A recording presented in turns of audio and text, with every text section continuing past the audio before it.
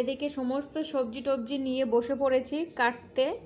এদিকে কাটছি ওগুলো, আর এখানে ধনেপাতা, আর এই দেখো যেটা দেখানোর জন্য ভিডিও করছি, পেঁয়াজ দেখো কত বড় বড় পেঁয়াজ, দুটো তিনটে পেঁয়াজে 1 কিলো হয়ে যাবে, এত বড় বড় পেঁয়াজ। এই যে,